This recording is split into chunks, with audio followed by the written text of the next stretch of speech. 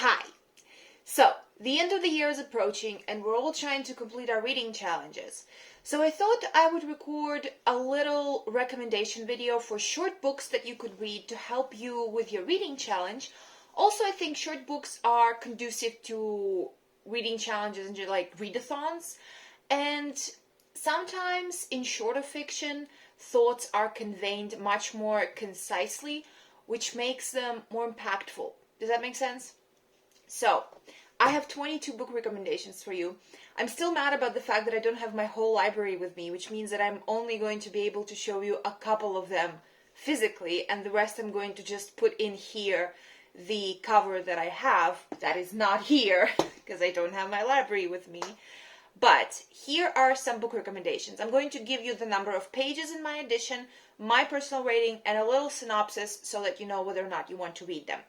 So, book number 1 is The Old Man and the Sea by Ernest Hemingway, and it's 96 pages long, and I gave it 5 stars. It's just a story about a fisherman, about an old man called Santiago, who fishes with his young apprentice on his boat in the middle of the sea, looking for a specific big fish, and how he catches it and loses it, and just his thoughts throughout this fishing trip. And nothing much happens in it other than what I just said, but it's beautiful. It's thought-provoking and it's just contemplative, and it's a story that I think helps you to step away from everything else and just be in that moment. Number 2 is The Grown Up by Gillian Flynn, which is a novella that is 79 pages long, and I gave it 5 stars.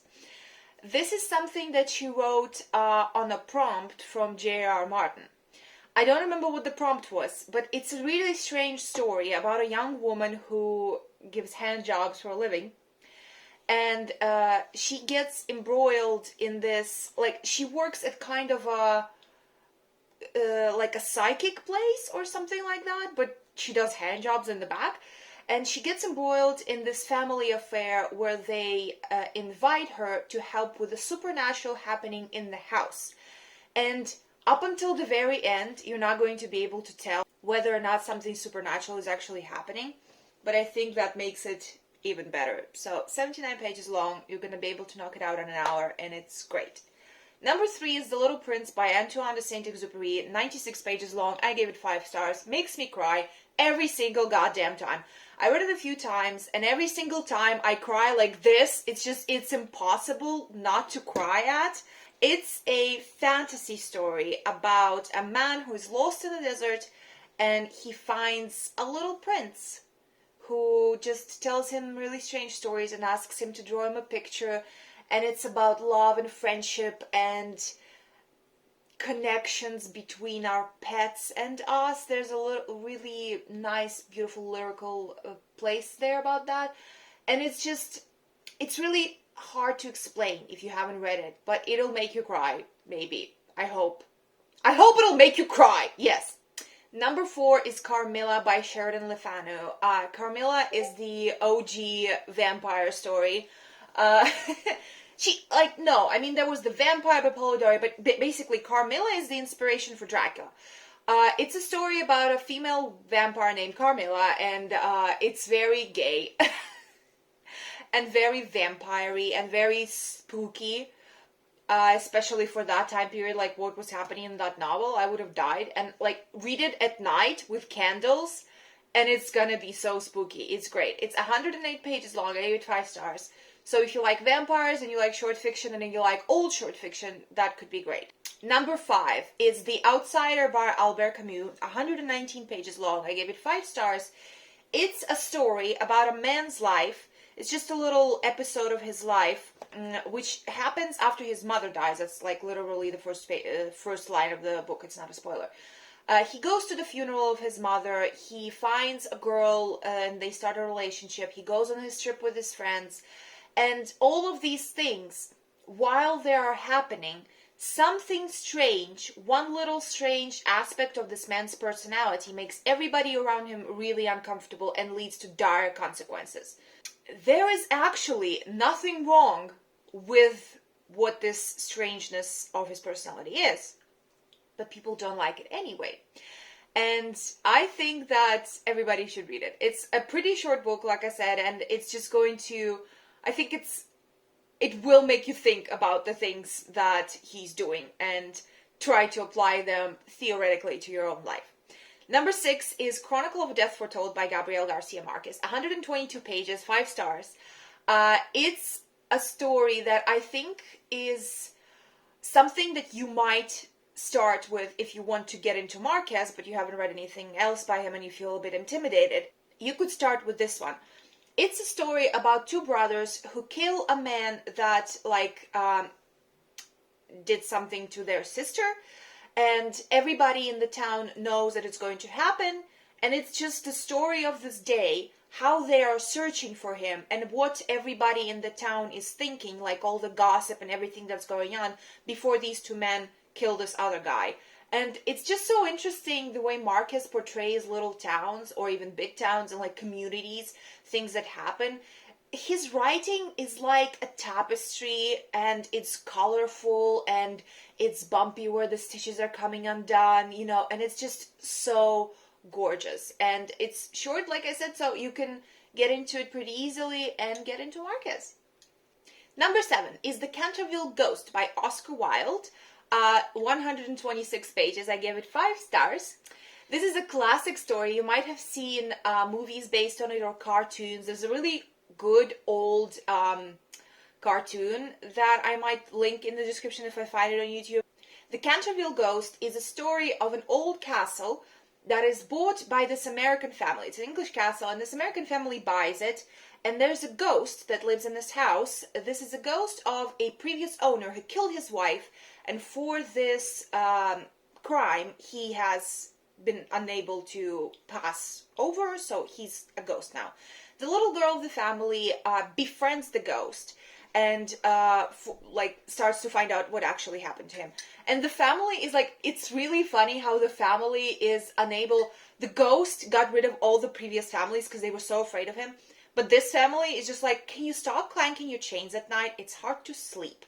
Here's an ointment that you can put on your chains that will oil them down so they're not clanking so much. Thank you. Good night. It's hilarious. And it's really lovely. And I mean, we all do love Oscar Wilde, don't we? So I think it's a great story for you to read as well. Number 8 is Roadside Picnic by the brothers Strugatsky, and it's 209 pages in my edition. I gave it 5 stars. Almost everything I read by them, I gave 5 stars. It's a story that is if you know about the game Stalker, this game is based on this novel quite loosely. So if you've read the novel or you played the game and you're like, oh, I want to read the novel, they are very loosely connected. There's an old movie from Tarkovsky based on this book. It's very art housey, so if you like movies where for 5 minutes a cart moves along the train tracks with nothing happening, I'm not exaggerating, 5 minutes, just these guys sitting on a cart and it's just moving, 5 minutes. If you like movies like that, it might be great for you to read the book and then watch the movie, but the movie is quite different from the book in a few very critical points that are annoying to me specifically, but the book is great. It's about stalkers are people that go into the zone. The zone is a place that has been fenced off after some incredibly advanced alien race finished their visit to Earth, and they left a bunch of their crap there. And because they are so advanced, the things that they left are so fantastical to us and so beyond our comprehension and invention that people go in there and bring that stuff out to sell for incredible amounts of money. But once you go in there, you become radiated. You get all of that stuff on you. So any children that you might have will have illnesses because you've been so irradiated. You might die early and something terrible might happen to you in the zone. And it's just about this guy, Red Schuchert, who goes into the zone to get out these things. And he's searching for something. He's searching for the wish granter that will grant any wish to anybody who finds it. And it's unclear if that thing actually exists. Please read it, for the love of God. I actually have a copy in English, I think, for somebody. Number 9 is Tuck Everlasting by Natalie Babbitt. It's 148 pages long, and I gave it 5 stars. And it's a lovely story about this little girl who meets a family of immortals. And they are a father, a mother, and 2 sons. And they tell her about this spring that they found in the woods that gave them immortality and eternal life, and like their ages are preserved. It's about a relationship between this girl and this family, their friendship, and whether or not she would like to go into the woods and find the fountain of youth for herself. Number 10 is Ghost Wall by Sarah Moss. This is 152 pages long, and I gave it 5 stars, and I wish I could give it 500 stars. It's glorious. It is so good. This is a story of a family. There's a girl, a main character. Her family, her dad is obsessed with archaeology. They live in Scotland, and he keeps taking them every year with a bunch of these archaeology students and researchers to a site where they look in the bogs and do archaeological research and are recreating the way of life of ancient Scots, of ancient tribes that lived there. And her father is so obsessed with it that it takes him to unhealthy places. And it's about the way that his obsession takes toll on this girl's life and how she is able to navigate that. This is told in such a beautiful, haunting way, and it takes you so deeply into that dreadful state that this girl is in, that fear that she's constantly experiencing, the depression of being with such a parent in such a place, having to experience all of these things against your will, like living in these situations. And it's so gorgeous and so beautiful. This is due a reread because it's just so good. I feel like I will probably maybe reread it like today because I've talked myself into reading this again. This is just so good. So yes, if you like haunting prose, archaeology, like magic, like nothing magical happens, but it's got that feel. And the constant feeling of dread and depression in your novels, this is for you. This is beautiful. Sarah Moss is amazing. Number 11 is We Have Always Lived in the Castle by Shirley Jackson, 158 pages long, 5 stars. It's amazing. I don't have my copy. So it's a story about 2 sisters and their uncle who live in their ancestral home after their entire family died in mysterious circumstances. And the eldest sister is being not accused, but she was accused, and she's suspected by the town of killing their whole family. And they live in this castle. It's kind of dilapidated. The younger sister goes into town to shop, and everybody shouts horrible things at her, sings these offensive little lyrics at her about that they made up about them. And one day a distant cousin comes to stay with them and turns their lives upside down, not in a very good way maybe. This is told to be a feminist witchy book, but I don't like the word feminist attached to it because unfortunately in our modern times the word feminist has lost all its meaning. So this is just beautiful. This is about a beautiful sister relationship. It's amazing. The way these sisters love each other and are there for each other is gorgeous. The descriptions are beautiful. The haunting atmosphere of the castle, their house, everything that happens to them is just haunting and incredible. And I think that you will love it. Especially if you read The Haunting of Hill House and you haven't read this one, just read it right now. You're going to love it. Number 12 is Written on the Body by Jeanette Winterson. 190 pages long, 5 stars. I think I talk about this book in every single video where I can find an excuse to mention it. This is a book this is a love story between an unnamed, ungendered narrator, but we know that Jeanette Winterson is a woman and she's gay, so we can substitute the narrator.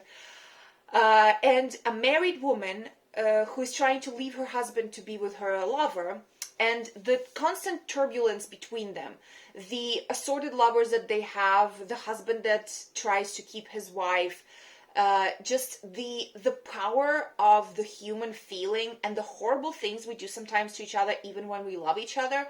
And it's just, I think that the name Written on the Body embodies the style of the story and of the writing perfectly, because it reads like a beautiful poem along the curves of the body of your lover. It's amazing and very thoughtful. So I think that this is something you might enjoy, I hope. Number 13 is The Ruby in the Smoke by Philip Pullman, 218 pages long, 5 stars. This is number 1 in a 4-book series, and it's lovely. Like, I'm sorry, but I think his dark materials are boring. But I think that the Sally Lockhart mystery series, which is this is the first one of, is amazing. So it's a story about Sally Lockhart, who lost her father, and he left her an inheritance that has something to do with a ruby in the smoke, and she needs to uncover this mystery and find her father's inheritance, find out what happened to him, and she meets friends and family, and it's adventure and gorgeous, just beautiful adventure story, which I think is going to also be good for children and young teenagers. Number 14 is Gertrude and Claudius by John Updike, 224 pages long, 5 stars. I love this book. So this is a love story between Gertrude and Claudius. Gertrude is the mother of Hamlet. She is a historical figure. She was the mother of the man who became Hamlet and of whom we know the play. And it's just a story based on the little snippets of historical accounts that exist about these people. And it's amazing. It's just this love story that's very historically, I don't want to say accurate, but like researched. And the descriptions, I love historical literature, so the descriptions of things that happened then and how people lived and how they interacted with each other are incredible. So I think that if you love historical fiction, weird love stories, things that are somehow connected to Hamlet, you might love this. Yes, amazing. Number 15, Oranges Are Not the Only Fruit by Jeanette Winterson, 225 pages long, 5 stars. This is an autofiction novel about a young girl who was adopted into a fanatical Pentecostal family, and her discovering that she's gay and having her first relationship with another woman, how her community took this, and her just coming into her own life and finding out about other things that exist beyond just being in this religious community. And it's, again, like, Jeanette Winterson can write a grocery list, and I'm going to be reading it, over and over. So this is amazing. This is gorgeous. Like, if you like sapphic love stories, if you like coming-of-age stories, if you like, trigger warning for religious cultism, I think. But this was just so good. And I flew through it. It is just, like, I keep returning to it. It's amazing. So, yes, read this. Number 16 is the most obvious recommendation, Animal Farm by George Orwell, 95 pages long, 5 stars. I don't know, do I need to introduce Animal Farm to you? I think everybody knows what it's about and everybody's read it. Animal Farm is the story of a bunch of these animals that live on a farm. And it's a metaphor, it's all like a big allegory, just a big political allegory. So I think if you like political fiction, whimsical fiction, George Orwell, 1984, if you haven't read this, why haven't you read this? You have such a treat in front of you. Please read this. It's going to be great. Also, I think if you read it, it's due a reread. Like, everybody should reread Animal Farm every once in a while. It's so great. It's 95 pages long. Just read it. It's going to add to your reading challenge. Number 17 is How to Pronounce Knife by Suwankam Tamamongsa. It's 179 pages long, 5 stars. These are all short stories about immigrants from Laos and refugees from Laos, people displaced from their home country and having to make do somewhere else. And even though it's always about Lao people, it's not always about the experience of being different in this other place. It's often, even though that's like the central theme, it's always just about people and their emotion, and it's so gorgeous. It's just a little slice of life in every story. Like, this cover drives me nuts, by the way, because this is not a knife, this is a nail file. And, like, I know that it probably makes sense, I just don't understand it, but I still like this cover. And it was just such a treat to read. I read this in one day, just almost in one sitting, because all of these stories are filled with so much emotion and so much impact in every single word that it was impossible to put down. So I think that you should read this. It has stories about a 70-year-old woman in an affair with a younger man and her feelings about that. The first titular story, How to Pronounce Knife, is about a young Lao girl who goes to school and is trying to learn English, and about how her parents are reacting to that and how they help her with her homework and stories like that. And it's just, I don't know. Can I sell this to you any better? Please read this. Number 18 is the Gourmet Rhapsody by Muriel Barbery. It's 160 pages long, and I gave it 4 stars. It is a story about an old food critic who is on his deathbed. He's literally lying in his bed about to die. And all of these little stories that compose the novel are his memories. He is trying to remember a taste from his past that truly made him happy. And he cannot. He keeps going back to all of these stories where all of these fancy restaurants that he went to, all of these amazing dishes that he tasted, all of these chefs that he knew, and he just cannot remember what was that taste from his past that truly made him happy in his life. And I heard from a lot of people, that Muriel Barbery's writing is pretentious. So if you like novels that are called pretentious, you might like this. And then if you like this one, text me, message me, and I'll recommend you another one by her. So, book number 19 is Follow Me to Ground by, don't remember. I'll put it here. I'm sorry. I'm so sorry. 208 pages long, 4 stars. It's a really strange story. Again, it's a story about a girl and her father. They're not human, but like even their relationship as father and child are sort of explained in this strange way. They live in this little town and they are healers. When people come to them for healing, they like open them up physically, take out their organs and like heal them, like take out the sickness, and they will put the people in the ground to like germinate and heal. The ground heals them.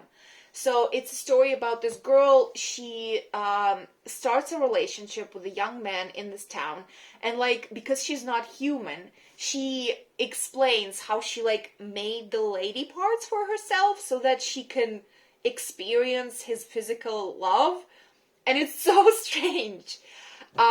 I kind of predicted the ending, but I still enjoyed it a lot. It was really strange. It was great. So, and it flew by really fast as well. So, number 20 is Comfort Me with Apples, 103 pages. I gave it 3 stars, but I think that, I know that a lot of people still liked it, and I think that you might like it as well.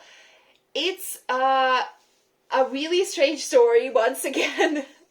It's a story about a woman who lives with her husband in this gated community, where like they have these rules where you can only paint your house these 3 shades of white, and everything needs to be just so. Everything needs to be within these rules.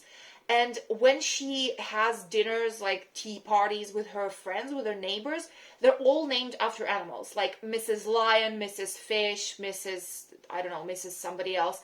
And they all act as if they are anthropomorphized animals of their name. And like the longer you read it, like it's 103 pages long, you're going to understand what this metaphor, what this allegory is for pretty quickly. Why do you keep using the word metaphor and allegory as interchangeable? They're not the same thing. I'm stupid today, sorry.